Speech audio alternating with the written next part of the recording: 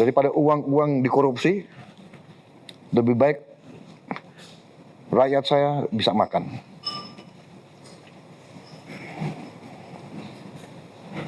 Anda nggak lihat anak-anak yang stunting? Yang sedang jadi concern, Bang Moderator, termasuk artikel yang di Section 3, Pak Presiden, itu banyak terkait dengan pers. Itu yang artikel 3.3 khususnya, ini bertentangan dengan perjuangan teman-teman pers selama ini untuk mendapatkan fair share dari platform global. Karena di sini disebutkan kita tidak boleh ikut campur atau mewajibkan US Digital Services Provider untuk profit sharing dengan news organization. Jadi selama ini kami sedang memperjuangkan publisher right, Pak, untuk mendapatkan fair share dari platform. Karena kan platform produk-produk jurnalistik ini dipublish melalui platform-platform. Dan platform-platform ini mendapatkan keuntungan dari iklan-iklan di situ. Nah, tapi pembagiannya ini harus kesepakatan, itu yang kita perjuangkan gitu. Kan ini berlaku di Australia dan di Eropa juga sudah. Coba di sini. Iya, saya kembali bahwa ada klausul yang mengatakan berlaku hukum yang berlaku di negara masing-masing. Oke. Clear, Pak. Ya, jadi kita punya pengaman itu. Clear.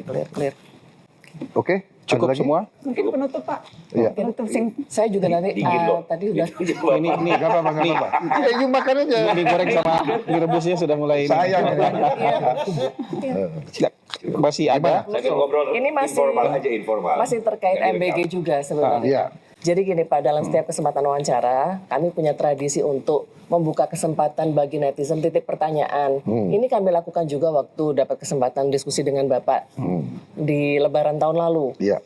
Nah, dalam hari ini Pak, kita buka di kurun waktu 4 jam. Dari jam 9 sampai jam 1 siang. Ada masuk sekitar 600 pertanyaan dari netizen. Dan yang terbanyak 18% ini memang soal MBG. Itu.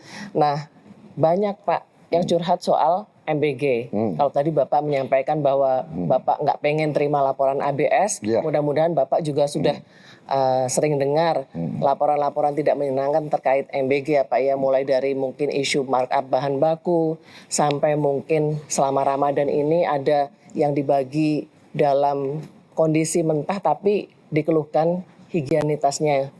Nah, tadi mungkin ya concern kita ya, di tengah situasi krisis Timur Tengah seperti ini, dengan mempertimbangkan cost benefit analysis, Bapak tetap mempertimbangkan memutuskan untuk melanjutkan MBG. Saya akan bertahan sedapat mungkin. Daripada uang dikorupsi, lebih baik rakyat saya bisa makan.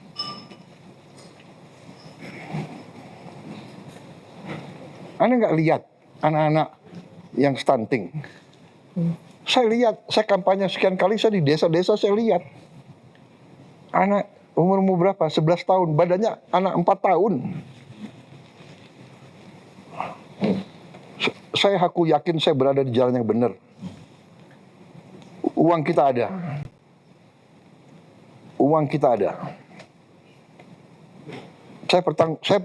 Saya pertaruhkan kepemimpinan saya. 2029 kita lihat. Rencana saya di sini. Siapa yang mengira kita bisa bikin 80.000 koperasi, lengkap dengan gudang, lengkap dengan cold storage, lengkap dengan semua itu dalam 1 tahun? Kan enggak. Kita hari ini sudah 30.000 koperasi. Hari ini. Di mana? Di negara mana? Kasih lihat foto ini, desa Gejuk Jati ini. Koperasi ini terdiri dari lahan kosong, lahan pecaton desa. dibangun koperasi merah putih. Respon dari masyarakat ya bagus, monggo Pak, terima kasih atas adanya koperasi yang petani punya setiap panennya nanti bisa disetor ke koperasi gitu. Karena di sini menyetop pembelian gabah dari masyarakat nantinya. Saya sebelum masuk koperasi kan saya hanya memasarkan UMKM saya di pasar, dan itu kan hanya bergantung pasar pagi saja ya. Dados petani niku asale pupuk nggih wani nggih tepi, asale tumbas nggih mriko-mriko. Sak wontene nek wonten mboten nonton nggih muter niku mboten nonton pupuk. Potensi yang ada di desa kami, Desa Dukurejo, ini adalah mayoritas pertanian. Sehingga koperasi Desa Merah Putih sudah diselenggarakan pengurus. Alhamdulillah sekarang sudah berjalan, yaitu sembako dan termasuk sembako di bidang pertanian. Ini sudah berjalan. Kita punya pupuk, yaitu pupuk bersubsidi yang bisa dinikmati masyarakat khususnya petani. Pengembangan koperasi Desa Merah Putih akan kami lakukan terutama dalam peningkatan penambahan jumlah stok yang ada di gerai kami. Nanti juga didukung adanya penerimaan bantuan PKH yang sudah ada di gerai Desa Dukurejo. Setelah kami cek, yakin bahwa di desa ini memiliki aset desa yang seluas 1.980 meter persegi. Kemudian setelah diadakan hasil musdesus, seluruh peserta hasil musyawarah seluruhnya, baik tokoh masyarakat, tokoh agama, tokoh pemuda, perangkat desa, dari seluruhnya mendukung dalam kegiatan tersebut. Jadi ini banyak sekali ya. Kita sudah. Jadi saya mau kasih tahu juga gini. Anda tahu kenapa saya bangun ini? Karena berapa saat ini nih semua fasilitas yang kita berikan, ya. This is I think historical nanti. Saya yakin ini jadi studi kasus banyak negara. Anyway, Anda tahu kenapa? Karena waktu kita mau mulai, kita siapkan pupuk, kita siapkan apa, ada yang lapor ke saya, Pak, sulit Pak kita perbaiki nasibnya petani. Kenapa? Karena petani ini kan dia 120 hari baru panen. 3 bulan, 4 bulan. Dan di dalam 120 hari kadang-kadang istrinya sakit, dan jadi dia perlu pinjam uang. Dia pinjam uang dari siapa? Dari rentenir. Dan rentenir itu ngeri. Dia tuh 1% sehari. Can you imagine? Gimana? Saya tanya, jadi gimana caranya, Pak? Harus ada koperasi, Pak. Jadi koperasi itu bisa, kita bikin koperasi. Ini adalah apa ya? Ini adalah penindasan manusia ke manusia. Masa orang miskin dikenakan 1% sehari. 1% sehari? Itu satu. Jadi sekarang dengan Koperasi Merah Putih kita akan siapkan kredit murah. Kredit murah. Saya tanya, sekarang pun mikro kredit ya. 24%. 24%. Tetap tinggi. Orang miskin 24%. Maaf ya. Pengusaha besar konglomerat berapa persen? 7, 8. Hah? 67% lah kalau. Iya, kata paling tinggi 9% lah. 10% lah.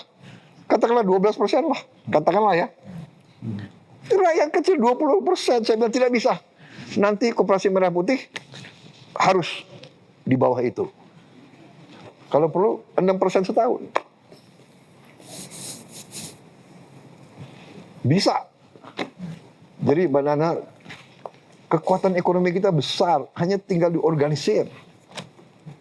Tinggal diorganisir. Ya, jadi jangan ke arah oke, ada krisis, nanti kita hentikan MBG. Iya kan? Masih banyak cara lain yang kita bisa hemat. Masih banyak. Tapi MBG ini saya udah lihat di sekarang MBG waktu kita mulai, kita adalah negara kurang lebih ke 77. Sekarang sudah 100 negara. 100 negara lebih. Semua, dan saya didatangi Rockefeller Institute. Dari Amerika Serikat, datang ngecek kita punya SPPG. Dan dia datang ke saya, dia mengatakan, this is the best investment, Mr. President, you have made. The best investment. Do you know why?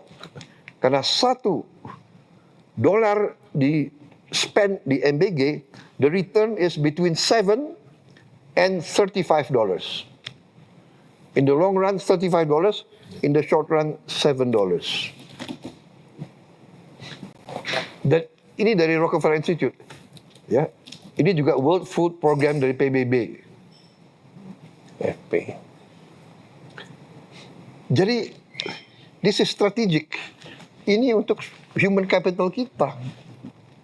Ya, jadi masih banyak penghematan lain yang real yang kita bisa lakukan. Kita sudah exercise. Kita sudah melakukan penghematan di banyak bidang. Ya. Jadi saya kira we are a strong country ya. Saya tidak mau Nina Bobo, saya tidak mau kasih bagus-bagus. Kita siap untuk yang paling. Tapi rakyat kita sebagian besar sudah terlalu lama tidak menikmati kebaikan daripada ekonomi kita. Sudah terlalu lama. The top 10-20% maybe menikmati. Tapi kebanyakan rakyat kita sangat susah hidupnya selama ini. Can you imagine begitu bahagianya mereka terima? Kalau anak orang kaya yang di Menteng ya dia nggak perlu ini, bahwa ada kekurangan. Ini kita tindak, saya sudah katakan ada lebih 1.000 yang sudah kita tutup, ya kan? Tapi you lihat itu. Dan di banyak daerah di luar Jawa ya, mereka tuh sangat membutuhkan.